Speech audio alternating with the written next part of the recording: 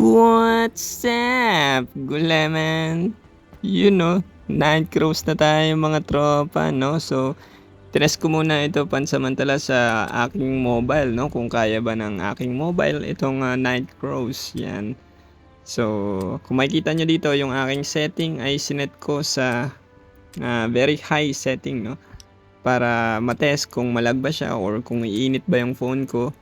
At ang masasabi ko, hindi siya umiinit, no? Kahit naka very high. Kaso, no, parang bitin yung graphics niya kahit naka very high ka na sa iyong setting. Yan. So, balik tayo sa Google Authenticator, no? Kasi na-disconnect ako eh. At hindi na ako makakonect ulit. Ang daming queuing. Yan, so gumawa muna tayo ng video, no? Paano ba gagawin, no? Para makapaglaro sa mobile kasi yung Twilio, no? Ayaw gumana. Hindi makapag-send ng OTP sa ating phone number. So, instead of Twilio, ang gagamitin natin ay yung Google Authenticator, no? Mada-download mo yung Google Authenticator sa Play Store, no? Tapos pag na-download mo na siya, kailangan mo lang i-copy yung code na binibigay dito sa login. Yan, yung nasa kaliwa. Tapos pagka na-copy mo na yan, no, i-copy mo yan ngayon sa ating Google Authenticator. Kapag na-copy mo, i-add mo yung code sa ating Google Authenticator.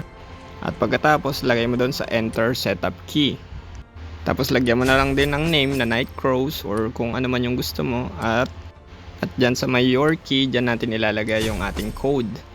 Yan, pero sa type of key, ilalagay lang natin siya as time-based kasi ayaw gumana ng isa. Yan, so kailangan mabilis natin tong ma-type, no, para ma-verify agad. So pagka-copy natin dito at pagka-verify, agad nating kukunin yung numbers at i-save natin or ilalagay natin doon sa verification code ng login ng Night Cruise para makapag-login tayo at makapag-queuing. Yan. So yun lang, no, for our video. Napakasimple lang para makapaglaro tayo sa mobile. At ayan, enjoy na lang natin ang ating video. You should be proud.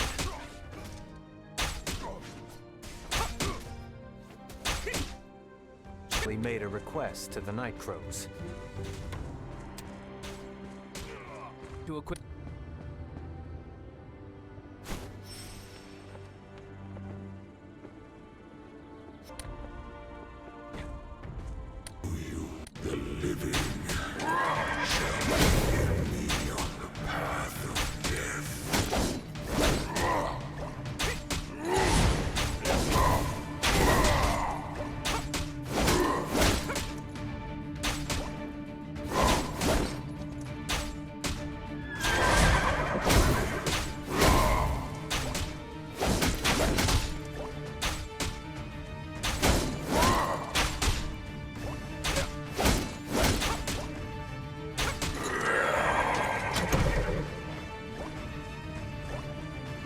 You arrived in the nick of...